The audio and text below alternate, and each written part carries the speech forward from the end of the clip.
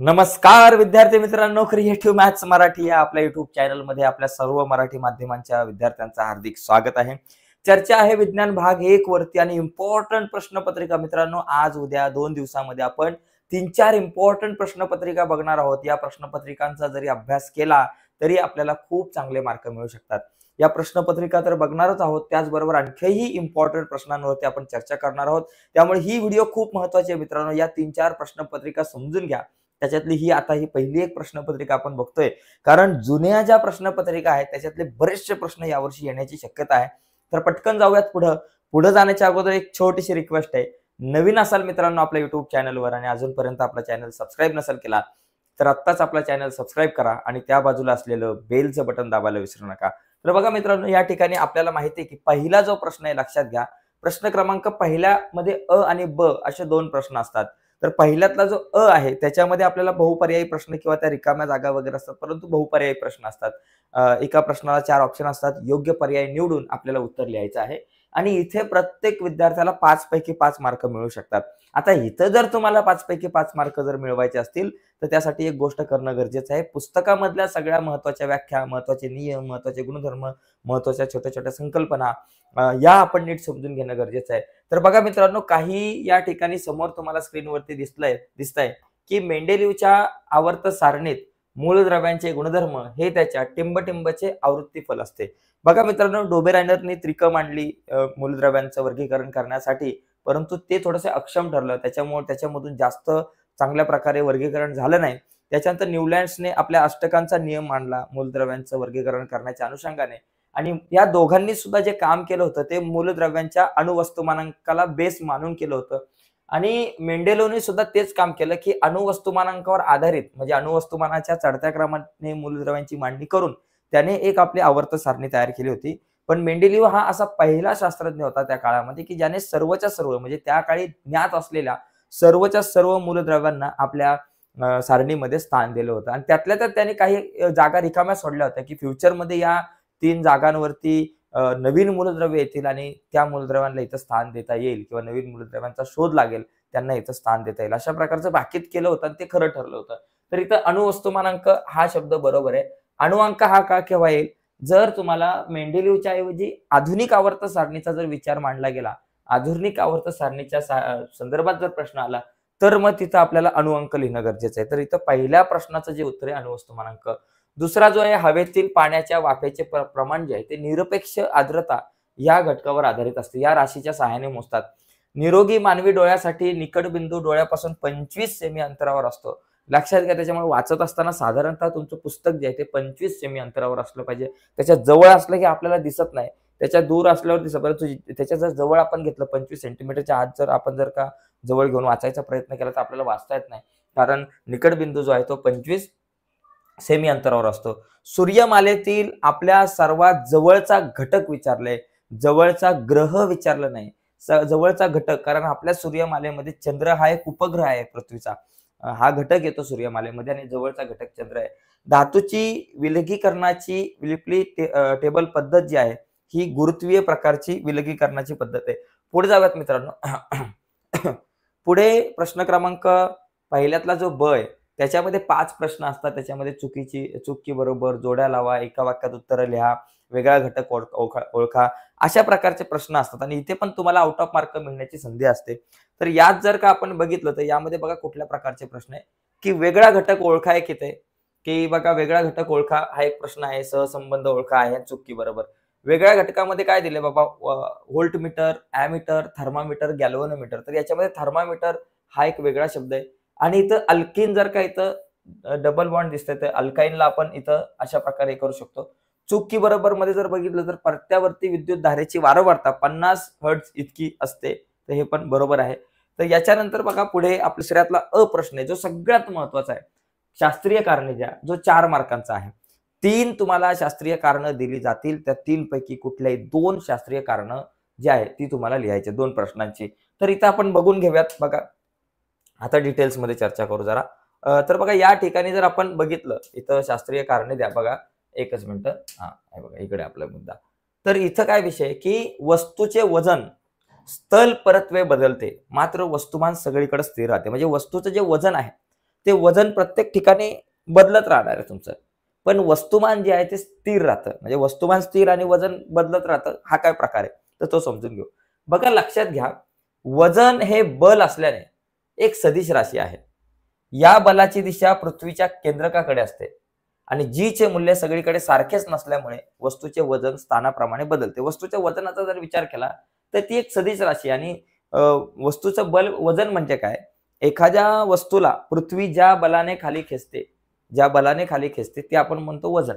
त्याच्यामुळं या बलाची दिशा जी आहे बघा, वजन हे बल असल्याने वजन एक बल आहे आणि या बलाची दिशा पृथ्वीच्या केंद्रकाकडे असते आणि जीचे मूल्य सगळीकडे सारखे नसल्यामुळे त्याचं वजन बदलत राहणार आहे. म्हणजे जे वजन आहे ते जीच्या मूल्यावर आधारित असणार आहे. म्हणजे जिथं जीचं मूल्य म्हणजे गुरुत्वाकर्षण जास्त असणार आहे तिथं तुम्हाला वजन जास्त दिसणार आहे त्या वस्तूचं. आणि पृथ्वीवरती जर तुम्ही बघितलं तर पृथ्वीवरती वेगवेगळ्या ठिकाणी आपल्याला थोड्याफार प्रमाणामध्ये जीचं मूल्य बदलत असताना दिसतं. त्याच्यामुळे एखाद्या वस्तूचं वजन दक्षिण ध्रुवावरती जर ठराविक असेल तर ते उत्तर ध्रुवावरती थोडंसं वेगळं दिसू शकतं आणि चंद्रावर जर ती वस्तू घेऊन गेला तर तिचं वजन आणखी आपल्याला कमी असल्याचं दिसून येणार, कारण तिथं जीचं मूल्य कमी असणार आहे. याच्यानंतर वस्तुमानाचा जर विचार केला, वस्तुमान ही अदिश राशी आहे. त्याचं मूल्य सगळीकडे सारखं असतं. दुसऱ्या ग्रहावर देखील त्याचं मूल्य बदलत नाही आणि एखाद्या वस्तूचं वस्तुमान सर्व स्थानावरती एक समान असतं. म्हणजे वस्तुमान म्हणजे काय? त्या वस्तूमध्ये असलेल्या द्रव्य संचयाचे मापन. म्हणजे त्या वस्तूमध्ये जे काही द्रव्य संचय आहे त्याचं मापन म्हणजे वस्तुमान, हे लक्षात ठेवणं गरजेचं आहे. त्याच्यामुळे ते वस्तुमान सगळीकडे स्थिर असणार आहे. अशा प्रकारे आपण या प्रश्नाचं उत्तर लिहू शकतो. त्याच्यानंतर पुढचा एक महत्वाचा प्रश्न आहे, तारे लुकलुकतात परंतु ग्रह आपल्याला लुकलुकताना दिसत नाही. हा प्रश्न जरा नीट समजून घ्या, हा सुद्धा तुम्हाला पाठ करायचा आहे. पुढचा एक मुद्दा बघा या ठिकाणी दिसलाय की एकाच गणातील मूलद्रव्याची संयुजा सारखी असते. आता बघा, मूलद्रव्यांची संयुजा ही त्यांच्या बाह्यतम कक्षेतील संयुजा इलेक्ट्रॉनवरून ठरवली जाते. उदाहरणार्थ माझ्याकडे जर हायड्रोजन असेल तर हायड्रोजनच्या शेवटच्या कक्षेत एकच इलेक्ट्रॉन आहे, तर याची संयुजा जी आहे एकच आहे. त्याच्यानंतर लिथियम जर बघितलं तर पहिल्या गण आपल्याला काय सांगितलंय की बाबा एकाच गणातील. आता पहिल्या गणामध्ये बघा हायड्रोजन आला तुमचा, त्याच्यानंतर लिथियम येतो. लिथियमचा जो अणुअंक आहे, लिथियमचा अणुअंक 3 आहे.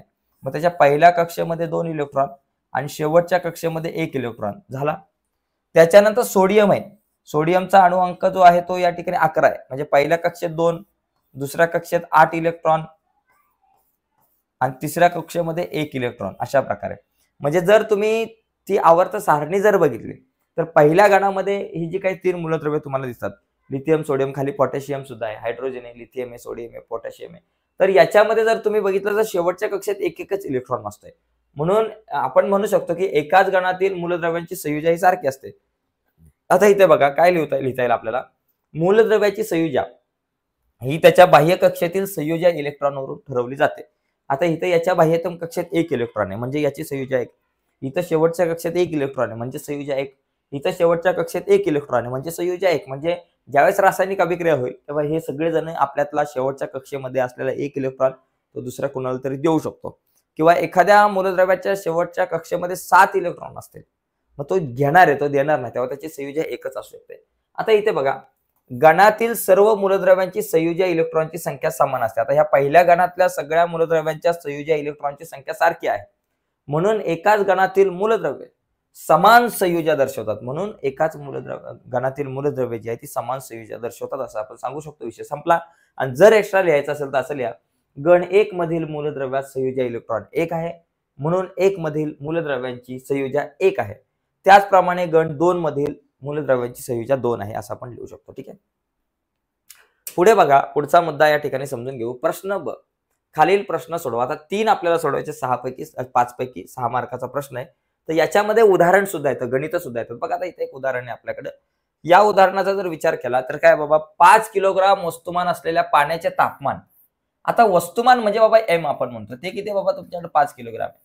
तापमान तुमच्याकडे 20 आहे. तापमान तुमच्याकडे काय या ठिकाणी 20 आहे. बघा टेम्परेचर समजा तुम्ही म्हटलं तापमान 20 आहे आणि त्या 20 पासून त्याला 100 अंश सेल्सिअस पर्यंत न्यायचं. म्हणजे 20 डिग्री सेल्सिअस तापमान आहे, त्याला 100 अंश सेल्सिअस पर्यंत द्यायचं. म्हणजे T1 जे आहे तुमचं 20 आहे आणि त्याच्यानंतर T2 समजा तुमच्याकडे 100 अंश सेल्सिअस आहे.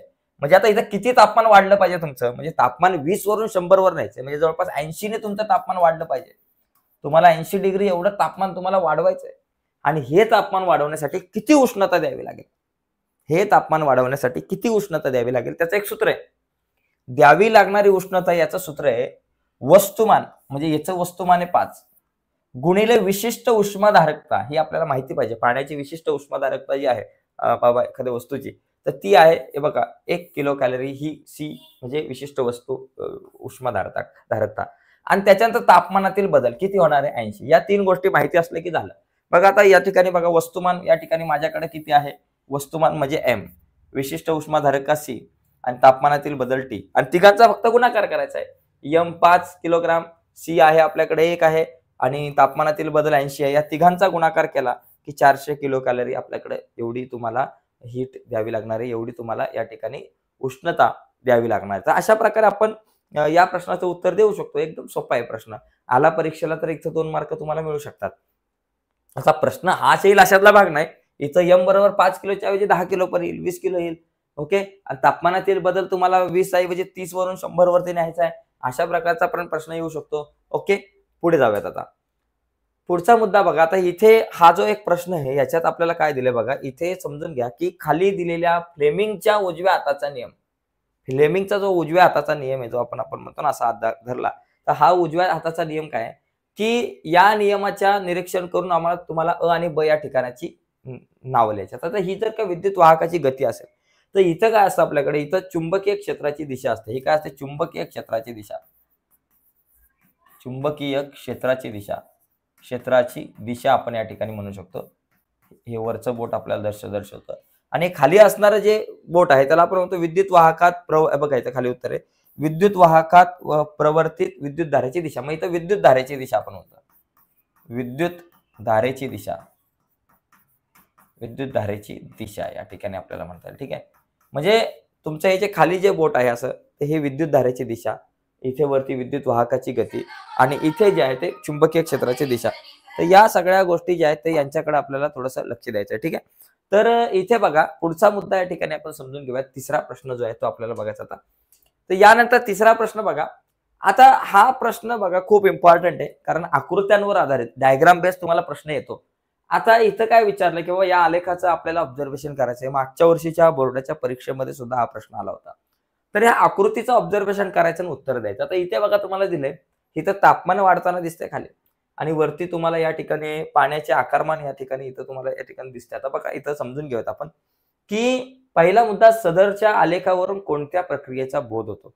तर इथं पाण्याचे असंगत आचरण, ही जी आकृती आहे ती पाण्याच्या असंगत आचरणाची आहे आणि ही प्रक्रिया कोणत्या तापमानात घडते, तर ही 0 पासून 4 पर्यंत या तापमानामध्ये तुम्हाला पाण्याचे असंगत आचरण जे आहे ते तुम्हाला या ठिकाणी दिसते.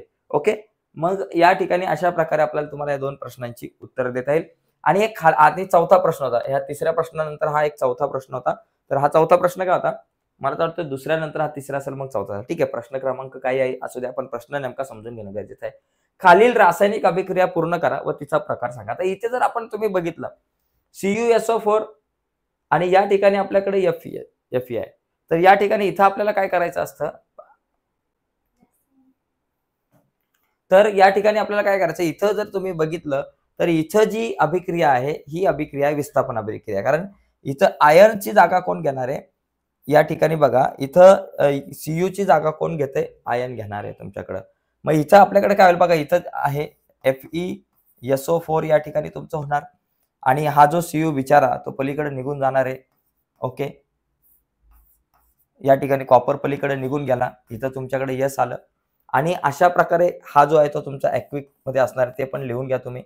तर ही जी अभिक्रिया हिला आपण विस्थापन अभिक्रिया म्हणतो. म्हणजे हा जो जास्त क्रियाशील Fe आयर्न आहे त्याने काय केलं, कमी क्रियाशील असलेल्या Cu ची जागा घेतलेली आहे. मग या अशा प्रकारच्या अभिक्रियेला आपण विस्थापन अभिक्रिया असं म्हणत असतो. लक्षात आलं तुमच्या. तर ह्या अभिक्रियेला विस्थापन अभिक्रिया म्हणू शकतो आणि पुढे तुम्ही उत्तर लिहाल. पुढचा मुद्दा बघा एक आहे संमिश्रीकरण. हा एक पॉइंट आहे की जो आपल्याला परीक्षेला येऊ शकतो, म्हणजे एक व्याख्या आहे किंवा टिप लिहामध्ये संमिश्रीकरण.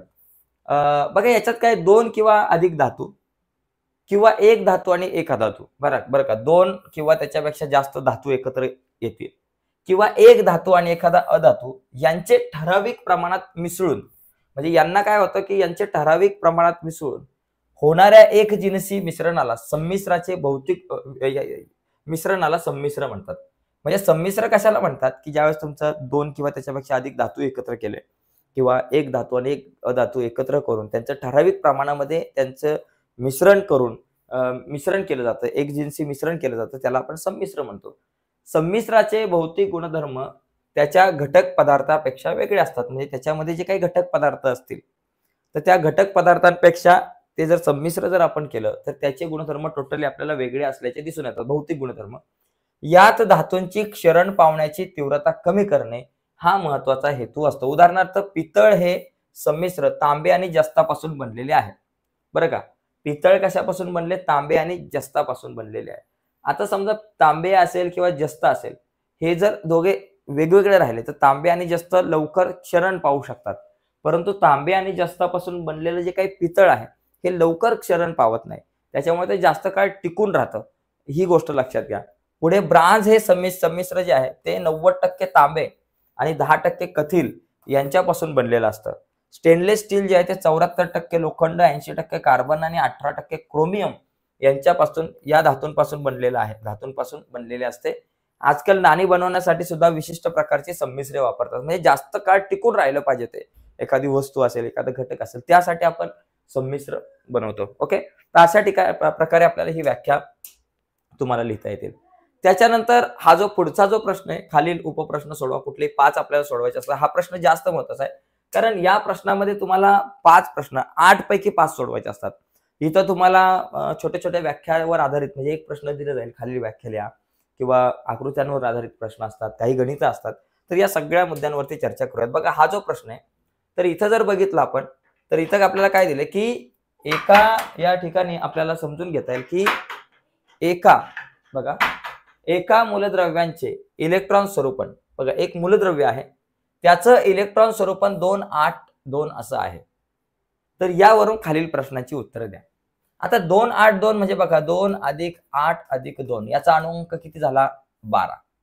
बेरीज सगळ्यांची, याचा अणुअंक 12, या मूलद्रव्याचा अणुअंक 12 आहे. संपला विषय. फक्त या ठिकाणी इलेक्ट्रॉनची संख्या मोजली. दुसरा मुद्दा, त्याचा गण कुठला? शेवटच्या कक्षेत किती इलेक्ट्रॉन आहे त्याच्यावरून गण ठरवला जातो. शेवटच्या कक्षेत 2 इलेक्ट्रॉन आहे, याचा गण दुसरा. समजा 2, 8, 1 असतं, शेवटच्या कक्षेत 1 इलेक्ट्रॉन म्हणजे गण पहिला. 2, 8, 2 आहे म्हणून दुसरा गण. 2, 8, 3 असतं तर तिसरा गण. म्हणजे शेवटच्या कक्षेमध्ये इलेक्ट्रॉन किती आहे त्याच्यावरून ठरवलं जातं एखाद्या मूलद्रव्याचा गण कुठला. त्याच्यानंतर हे मूलद्रव्य कोणत्या आवर्तनात येते. आता आवर्तन कुठलं असणार आहे?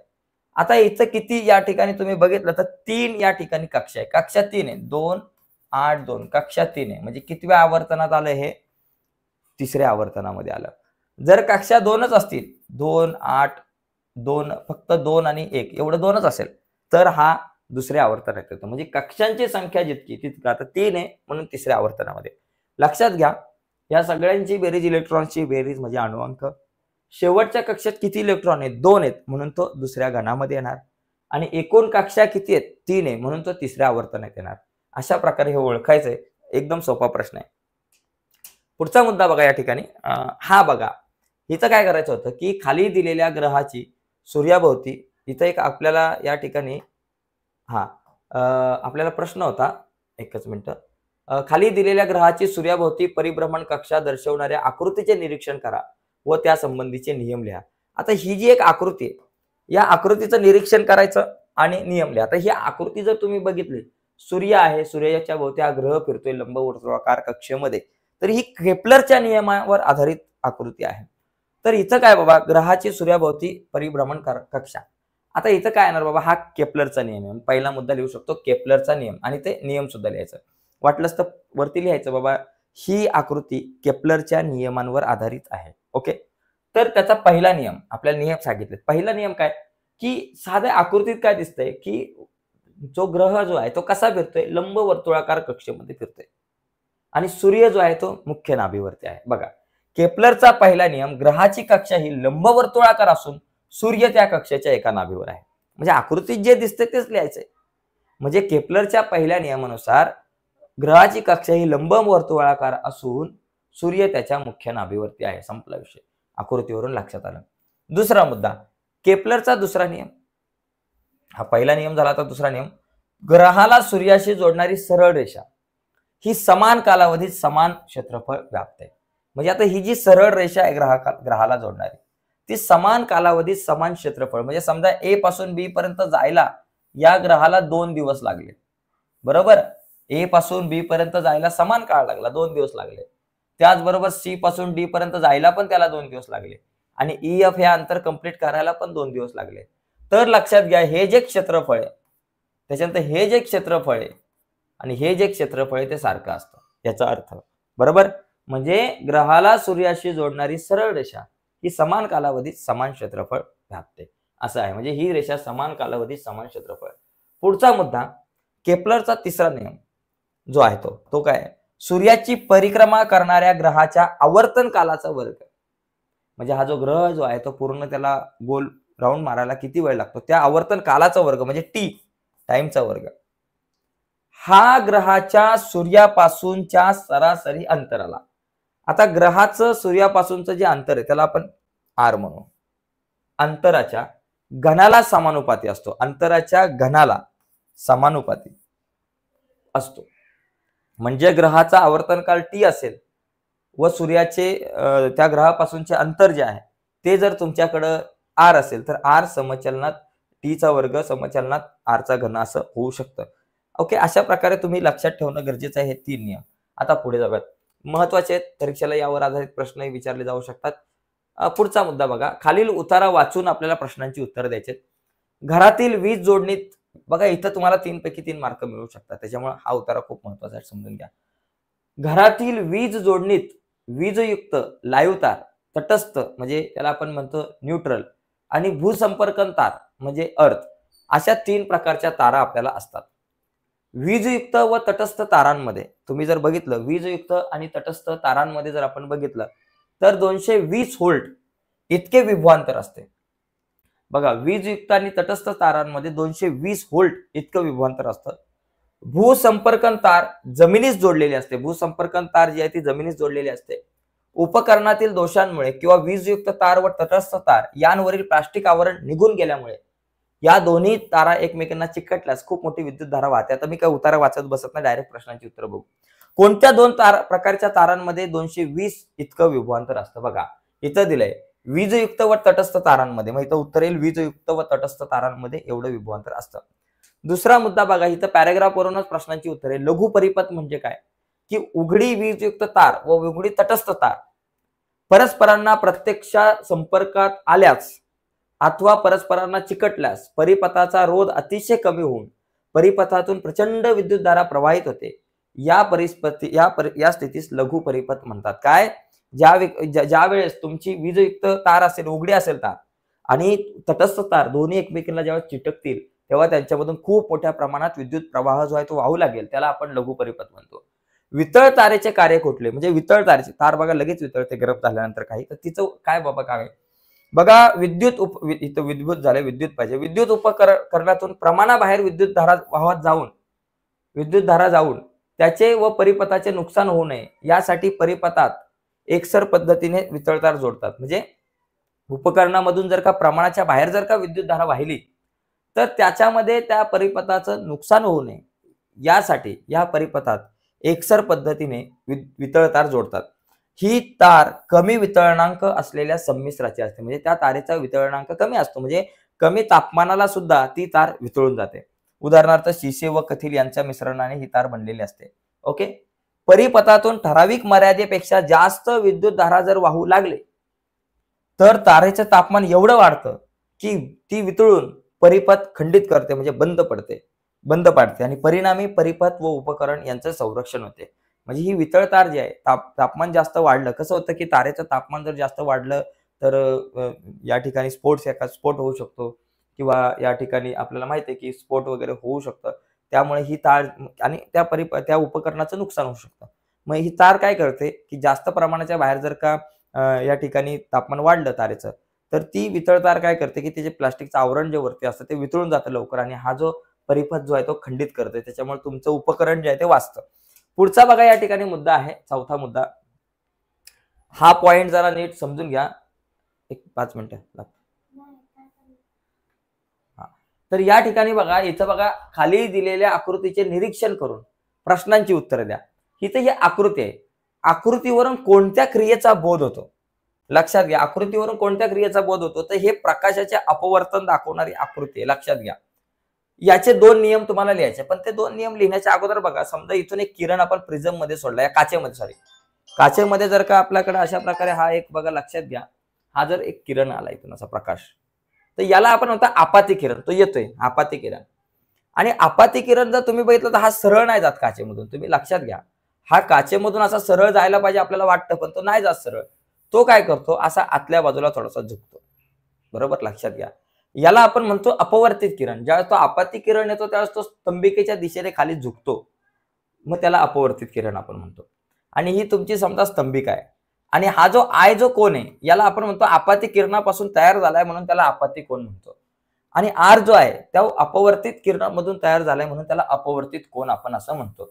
मग याचे नियम काय बाबा? पहिली गोष्ट, आपाती किरण, अपवर्तित किरण, हे बघा, हे आपात बिंदूशी असलेल्या स्तंभिकेच्या विरुद्ध बाजूस असतात. हे बघा, आपाती या ठिकाणी लक्षात घ्या, आपात बिंदू आहे हा, आणि या आपात बिंदूशी काढलेल्या स्तंभिकेच्या विरुद्ध बाजूस असतात.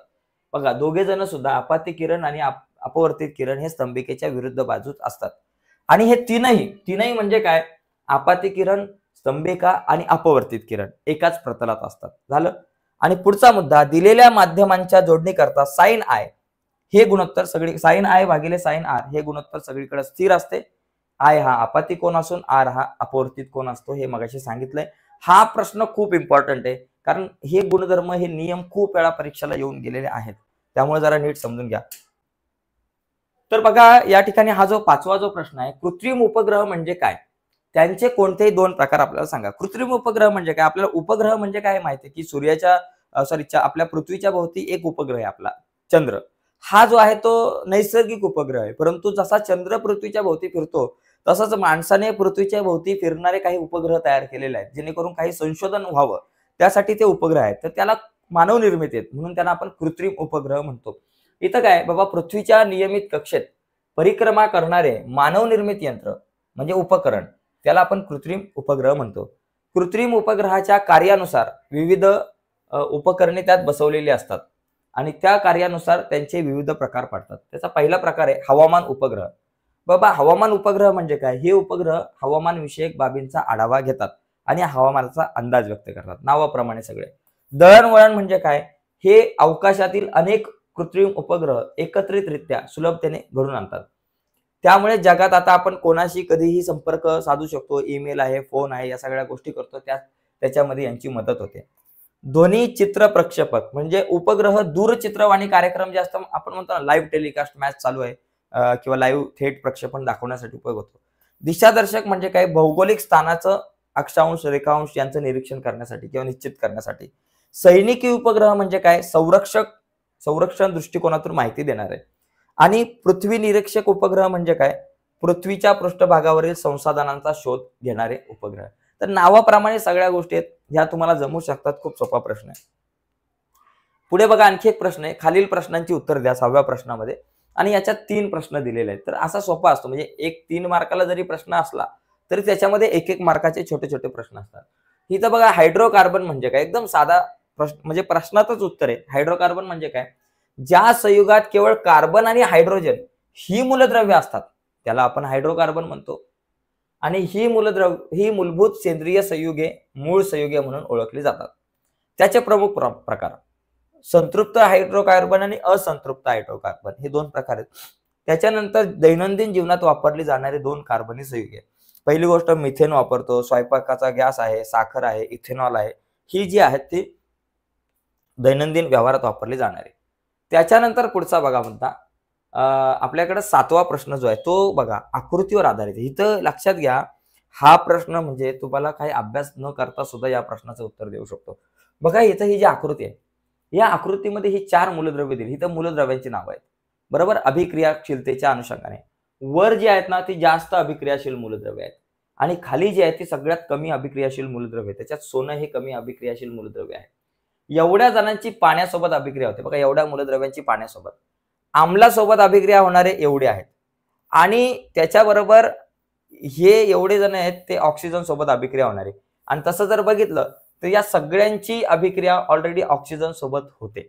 ओके, आता लक्षात घ्या, पाण्याबरोबर अभिक्रिया होणाऱ्या 2 धातूंची नावे लिहा. आता पाण्याबरोबर एवढे 1 2 3 4 पोटॅशियम, सोडियम, लिथियम, कॅल्शियम चौघांपैकी 2 लिहायचे. मध्यम अभिक्रियाशील 2 धातूंची नावं. मध्यम अभिक्रियाशील कुठले बाबा? 1 2 3 4 5 6 6 पैकी कुठले 2 लिहा. मॅग्नेशियम, ॲल्युमिनियम, जस्त, लोह, कथिल, शिसे. सर्वाधिक व सर्वात कमी अभिक्रियाशील धातू कोणता? सर्वाधिक क्रियाशील पोटॅशियम आणि सर्वात कमी सोने. संपला विषय. एकदम सोपा. सर्वात कमी अभिक्रियाशील धातू सोने हा आहे व सर्वाधिक अभिक्रियाशील धातू हा कॅल्शियम आहे. कॅल्शियम कसं करावं? ठीक आहे. सर्वाधिक अभिक्रियाशील धातू कॅल्शियम, लिथियम, सोडियम, पोटॅशियम हे आहे. मग आपण समजा पोटॅशियम लिहिला, 1 लिहिला. ठीक आहे. किंवा मग वाटलं असं त्यांना असं पाहिजे की सर्वाधिक व सर्वात कमी धातू कोणता विचारलं त्यांनी. तर इथे आपण अशा प्रकारे या सगळ्या प्रश्नांची उत्तरं जी आहेत ते आपण लिहू शकतो. ओके, काय पाहिजे? जोरात. हा. नाही काय? हा. तर बघा या ठिकाणी आता आपण जर पुढे गेलो तर पुढचा जो मुद्दा आहे, पुढचा प्रश्न आपण या ठिकाणी बघूयात. तर पुढचा प्रश्न काय? इथे बघा, इथे काय दिलंय की खालील सारणी आपल्याला या ठिकाणी पूर्ण करायची. ही जी सारणी आहे तर ही सारणी आपण पूर्ण करूयात. बघा या सारणीत काय दिले? हे रचना सूत्र दिले आपल्याला. आता इथे हे रचना सूत्र बाबा इथं अशा प्रकारे आहे सी आणि इथं आपल्याकडे दिसते एच एच एच. आता इथं बघा, इथं आता आपल्याला रचना सूत्र काढताना बघा सी सी असं आपण लिहू 1 2 3 4 5 6 एच एच एच एच. हे सोपा विषय एच एच. आणि ते C2 आहे म्हणून इथं C2 आणि एच किती? 1 2 3 4 5 1 2 3 4 5 6 एच 6. बघा C2 H6, C3 H8 आहे तर इथं C4 H10 येईल. मग मिथेन, इथेन, प्रोपेन आणि ब्युटेन. बघा इथं मी तयार केलेलं आहे या ठिकाणी सारणी. तर ही सारणी तुम्ही बघून घ्या. अशा प्रकारे तुम्हाला या ठिकाणी हे करता येईल. ठीक आहे. 8वा प्रश्न झाला. आता शेवटचे जे 2 प्रश्न आहेत, चौथा जो प्रश्न आहे तो 5 मार्काला असतो. तर हा खूप महत्वाचा प्रश्न असतो. बघा याच्यात काय दिलंय? मानवी डोळा काढायचा आहे आणि हा डोळा काढून आकृती काढायची आणि आकृती काढून त्यावर आधारित प्रश्नांची उत्तरं द्यायची. बघा डोळ्यातील भिंग कोणत्या प्रकारचं असतं? आता इथं डोळ्यातलं भिंग काय असतं? हे पारदर्शक द्विबहिर्गोल असतं. डोळ्यातलं भिंग जे आहे ते पारदर्शक द्विबहिर्गोल स्फटिक गोल असतो. डोळ्याच्या आतील पडद्यावर तयार होणाऱ्या प्रतिमेचे स्वरूप, डोळ्याच्या आतील पडद्यावर जी प्रतिमा पडते तर ती वास्तव असते आणि उलट प्रतिमा तयार होते. लक्षात घ्या. डोळ्यात प्रवेश करणाऱ्या प्रकाशाचे जास्तीत जास्त अपवर्तन करणारे पटल कुठले? तर डोळ्यात प्रवेश करणाऱ्या प्रकाशाचे जास्तीत जास्त अपवर्तन करणारे पटल म्हणजे दृष्टीपटल जे आहे तर ते आपल्या दृष्टीपटलाला आपण म्हणतो दृष्टीपटल. ठीक आहे. पुढचा जो बघा हे दृष्टीपटल. पुढचा मुद्दा जो आहे डोळ्यात प्रवेश करणाऱ्या प्रकाशाचे जास्तीत जास्त अपवर्तन करणारे पटल. डबल आलेला आहे प्रश्न. ठीक आहे. 3च प्रश्न आहे याच्यामध्ये. तर आकृतीला 2 मार्क आणि ह्या 3 प्रश्नांना एक एक असे 3 मार्क. आता हा शेवटचा एक प्रश्न आहे बघा. हा एक प्रश्न जरा समजून घ्या की गंज म्हणजे काय? तर गंज म्हणजे काय? त्याचबरोबर गंजाचे रासायनिक सूत्र लिहा. इथं या ठिकाणी तुम्ही लक्षात घ्या, इथं ऋणाग्र आहे आणि इथं धनाग्र आहे. इथं तुम्हाला प्रश्नातच उत्तर आहे. गंज म्हणजे काय बघा आणि गंजाचे रासायनिक सूत्र बघा इथं तुम्हाला या ठिकाणी दिसतात. बघा इथं उत्तर आहे. तुम्हाला सगळी उत्तरं तुम्हाला या ठिकाणी इथं प्रश्नातच आहे. बघा गंज म्हणजे काय? लोखंडावर आर्द्रतेचा परिणाम होऊन त्यावर तांबूस रंगाचा स्तर होतो त्याला गंज. गंजाचे रासायनिक सूत्र बघा इथे Fe2O3H2O हे गंजाचे रासायनिक सूत्र. तिथंच उत्तर होतं बघा. म्हणजे प्रश्नातच उत्तर होतं. लोखंडाचे ऑक्सिडीकरण क्रियेतील धनाग्र अभिक्रिया. आता धनाग्र अभिक्रिया जी आहे हे बघा धनाग्र अभिक्रिया. बघा इथं धनाग्र अभिक्रिया दिसते तुम्हाला. इथे धनाग्र अभिक्रिया दिसते आणि ती पलीकडची ऋणाग्र अभिक्रिया. या दोन्ही अभिक्रिया या ठिकाणी धनाग्र अभिक्रिया आहे आणि ही धनाग्र अभिक्रिया आहे आणि तुम्हाला पलीकडे एक ऋणाग्र अभिक्रिया पण दिसेल. बघा ही ऋणाग्र अभिक्रिया पण सांगितलेली आहे. तर ही ऋणाग्र अभिक्रिया आहे. आणि धातूचे क्षरण म्हणजे काय? तर परिसरातील पदार्थांमुळे किंवा वातावरणातील विविध घटकांमुळे धातूचे ऑक्सिडीकरण होतं. त्याला आपण धातूचे क्षरण असं म्हणतो. तर ही एक प्रश्नपत्रिका मित्रांनो आज आपण बघितलेली आहे संपूर्ण. तर नक्कीच तुम्हाला ही प्रश्नपत्रिका आवडली असेल, समजली असेल तर प्लीज या व्हिडिओला लाईक करा. नवीन असाल आपल्या YouTube चॅनलवर आणि अजूनपर्यंत तुम्ही आपला चॅनल सबस्क्राईब नसेल केला तर आत्ताच आपला चॅनल सबस्क्राईब करा. आणि नुसताच चॅनल सबस्क्राईब नका करू, त्या बाजूला असलेलं बेलचं बटन सुद्धा दाबा, जेणेकरून मी अपलोड केलेल्या प्रत्येक नवीन व्हिडिओची नोटिफिकेशन तुमच्यापर्यंत पोहोचेल. ठीक आहे मित्रांनो. आणखी एक सगळ्यात महत्त्वाची गोष्ट, विज्ञान भाग 1 आणि 2च्या इम्पॉर्टंट प्रश्नपत्रिका. ही प्रश्नपत्रिका जर तुम्हाला हवी असेल आणि आणखी 3-4 इम्पॉर्टंट प्रश्नपत्रिका आहेत त्या जर हव्या असतील आणि इम्पॉर्टंट नोट्स हव्या असतील तर त्या कशा मिळवायच्या ते मी तुम्हाला सांगणार आहे. तर सगळ्यात पहिली गोष्ट तुम्हाला काय करायचं आहे की सगळ्यात पहिली गोष्ट तुम्हाला गुगलला जावं लागणार आहे.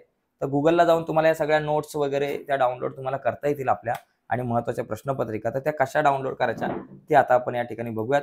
सगळ्यात आधी आपण गुगलला जाऊन जुन्या प्रश्नपत्रिका टाईप करायचं. बघा गुगलला जायचं आणि गुगलला सर्च करायचं जुन्या प्रश्नपत्रिका. काय सर्च करायचंय? जुन्या प्रश्नपत्रिका. इथं आपण सर्च करू जुन्या प्रश्नपत्रिका. तर जुन्या प्रश्नपत्रिका सर्च करायचं आणि इथं खाली बघा 10वी बोर्ड परीक्षा जुन्या प्रश्नपत्रिका क्वेश्चन पेपर आलं, क्रिएटिव्ह मॅथ मराठी नाव आलं, यावर क्लिक करायचं आणि यावर तुम्ही जर क्लिक केलं तर यावर क्लिक केल्यावर बघा इथं खाली आल्या मराठी, इंग्रजी, हिंदी, गणित 1, गणित 2, त्याच्यानंतर विज्ञान भाग 1 आणि विज्ञान भाग 2. तर विज्ञान भाग 1 वर क्लिक करायचं. विज्ञान भाग 2च्या पण मिळतील हव्या असतील तर. विज्ञान भाग 1 वर क्लिक केलं तर तुम्हाला इथे विज्ञान भाग 1च्या प्रश्नपत्रिका मिळतील. बघा प्रश्नपत्रिका 1, दुसरी, त्याच्यानंतर ही तिसरी प्रश्नपत्रिका, चौथी आणि महत्त्वाच्या नोट्स. तर सगळ्या गोष्टी तुम्हाला इथे मिळतील. तर ह्या सगळ्या डाउनलोड करून घ्या मित्रांनो. ओके, तर या सगळ्या ज्या काही गोष्टी आहेत त्या डाउनलोड करून घ्या. तुम्हाला खूप सारा फायदा होईल आणि या सगळ्या गोष्टी म्हणजे तुम्ही नोट्स मिळवण्याच्या अगोदर व्हिडिओला लाईक करा. नवीन असाल तर चॅनल सबस्क्राईब करून त्या बाजूचं बेलचं बटन दाबायला विसरू नका. बाय मित्रांनो, धन्यवाद.